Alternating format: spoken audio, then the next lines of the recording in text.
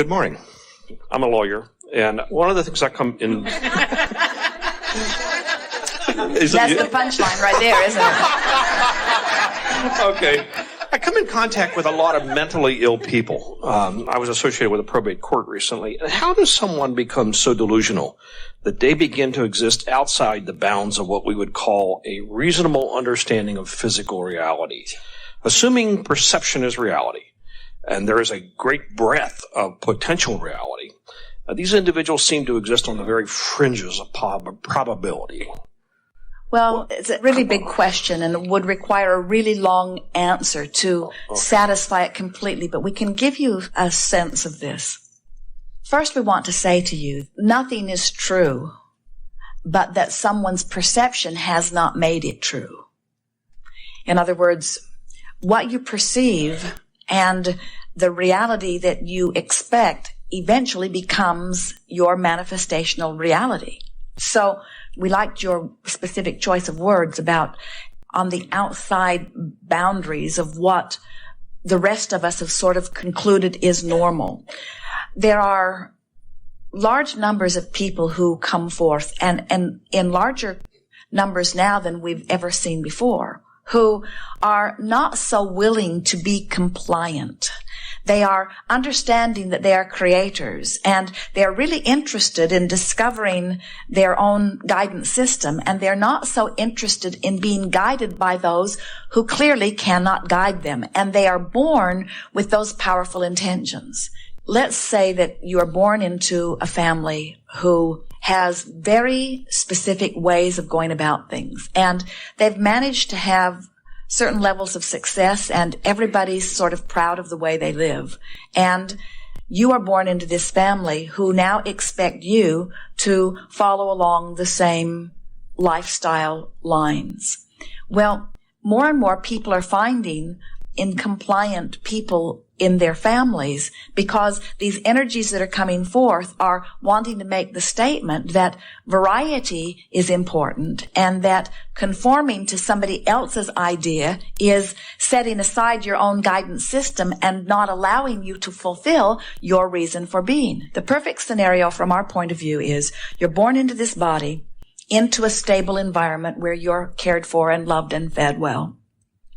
And out of the contrasting environment that surrounds you, you begin to add to the intentions that you held even before you came into this body. So you start amending your desires through the trial and error, through the give and take of your own life experience.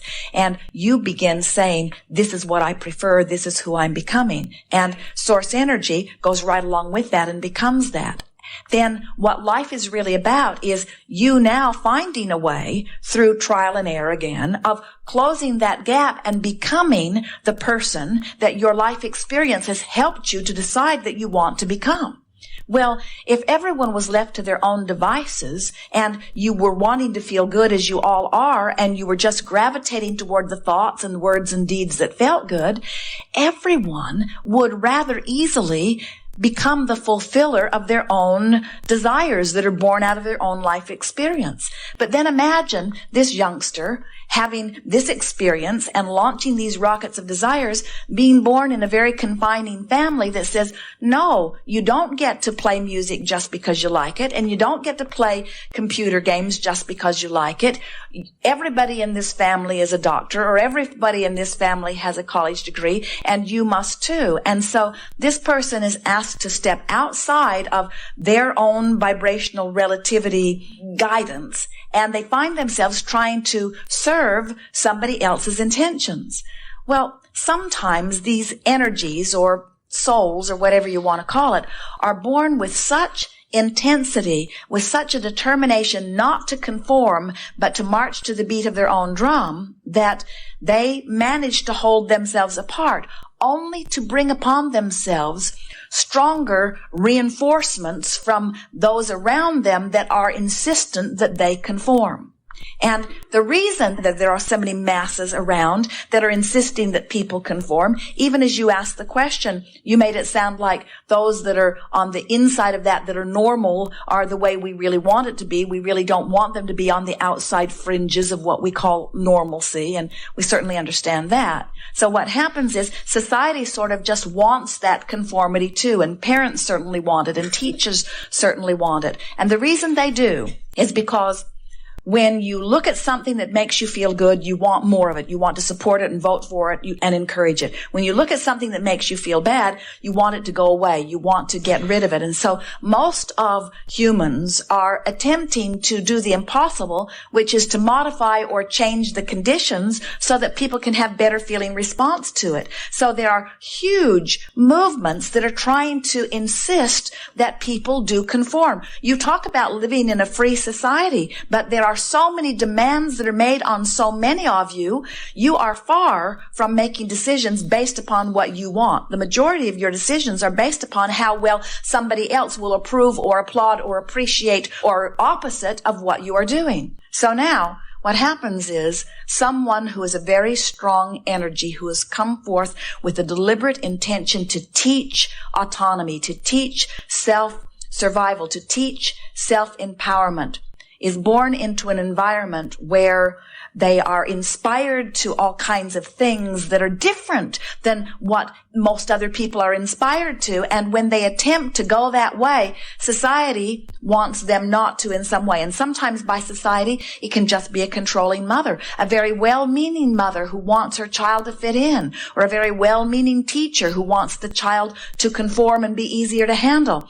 And if this energy has been born with a strong determination to do it, and they are constantly squelched, what happens is a part of their personality is contained, but an uncontainable part of their personality sort of spurts out.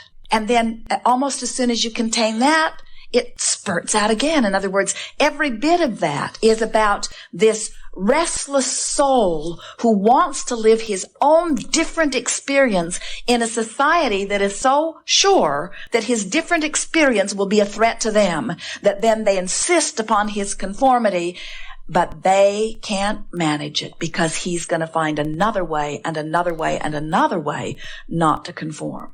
His desire for freedom is so much stronger than any other instinct that he has that they cannot pound that square peg into that round hole.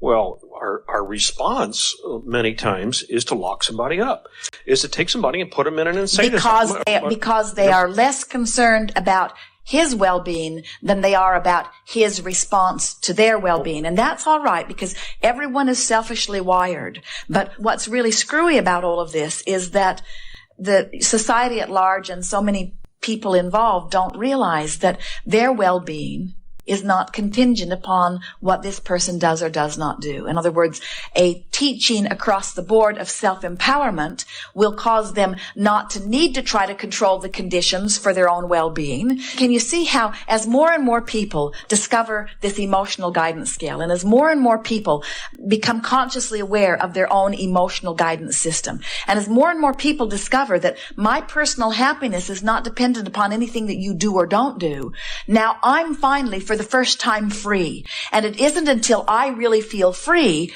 that I'm going to stop building jails and putting people in it that I fear threaten my freedom. That was good. Well, we don't want them to hurt themselves either. If someone were to press a pillow to your face, you'd do anything you could to get it off. And that's sort of the way they're feeling. They're feeling suffocated by an environment. And we don't mean to make it sound like there is someone else to blame. It's a misunderstanding all around. But no one hurts themselves who is allowed to have desires that they can gravitate toward. In other words, we promise you, we could interact with any one of these people who are at any place along that emotional scale. And with patience and time, we would first convince them that they are leading edge creators and that they are worthy. And then we would explain to them that the way they feel is everything, but that the way they feel can't be contingent upon how somebody else feels about them. Don't you think it's interesting that someone feeling utterly powerless, what's almost the first thing they do? if they feel they can get away with it? Don't they try to level the playing field by seeking revenge? In other words, isn't the knee-jerk response almost always anger? And the reason for that is because it's the closest thing to where they are vibrationally, and it does net them an improvement in feelings. So it is so intuitive and so instinctual to try to do that. But then society, who's so sure that everything needs to be just this way and so, sees this angry, rebellious, revengeful person and fears for its own well-being more than it does try to understand why this person's trying to get the pillow off its face, you see. And so society, who is not yet ready to understand about these laws, finds it easier to lock them up. We do. And we would find it much easier to set them free. So give us a scenario and we'll tell you exactly what we would do. I had one recently who thought that she was married to 14 different men, George Bush being the last one that she married. And she also just inherited $197 trillion. I think that's what she said, trillion.